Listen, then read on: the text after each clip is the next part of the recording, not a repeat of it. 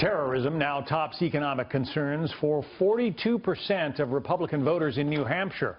That shift could favor this man, New Jersey Governor Christie, a former federal prosecutor who has used the Patriot Act to go after terrorists. Christie also picking up the endorsement of the influential New Hampshire union leader on Sunday. Could this give his campaign momentum heading into the next GOP debate? Bill McGurn is a columnist for the Wall Street Journal and joins us to discuss this. You've written about Christie. You say this might be his moment. Well, what I'm saying is exactly what the poll said. That poll in New Hampshire showed that for the first time, terrorism and national security have become the top issues for Republicans. For the last year, it's been economy and jobs. That's Governor Christie's playing field. If you remember, in the very first debate, he picked a fight with Rand Paul over the intelligence capabilities of the NSA. So now kind of the playing field is moving to his advantage, an area where he's very strong. Well, let's take a look, though, at another poll. This is the Quinnipiac University poll of national numbers. Nationwide poll. Christie is well down in the field at 2%. You think he can come back from a number like that? It's a long shot, but if you look at the New Hampshire numbers, and Governor Christie's strategy is based on New Hampshire. That's where he's spending more than half his time, and he's at 5.3%.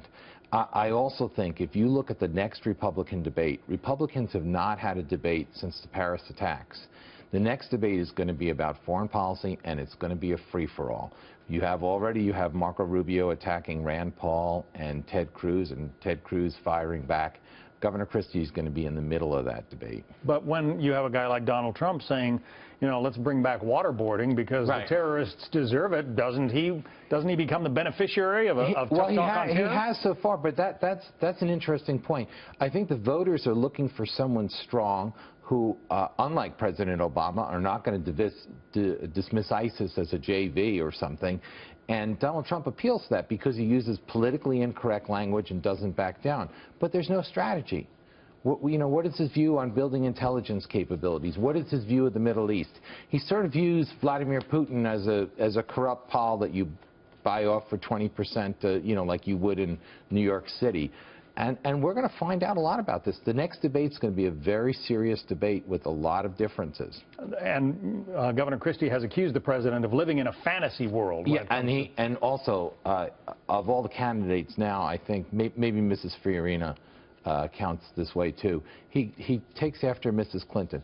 Mrs. Clinton, if you look at her last speech, just by virtue of having been Secretary of State, a First Lady and a Secretary of State, she has a good understanding of the globe. She knows the different groups, and she's going to lay down a fog when she debates of knowledge and try to dismiss any criticism as unsophisticated and so forth. You better have a policy answer for her, and you better be able to prepare to show why she's wrong, where she's wrong, and why her policy wouldn't work. And I don't think it's going to be good enough to say, just waterboard these guys. You need to have an outlook. How are you going to defend the Middle East?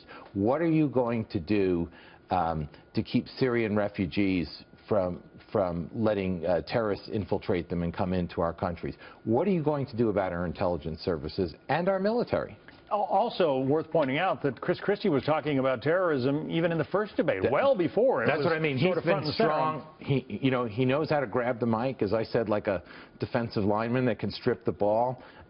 He did it in the fantasy football question, which, if you remember, his answer was about ISIS and so forth before the attack. So I think, doesn't mean he'll win, but I think that the playing field is now, the game is now his kind of game, and it sets him up. And the time he spent as a federal prosecutor handling terrorism cases. That's one of the, look, I think governors have a natural advantage over senators because they're executives and they do things. Being a U.S. attorney on top of that is also an advantage. You're in the nitty-gritty. You know what a FISA court is. You know what these things are. And you know life is a lot more sophisticated than just saying we're going to bomb these guys back to the Stone Age or we're going to waterboard them. But this is a year when Republican voters seem inclined not to necessarily reward experience.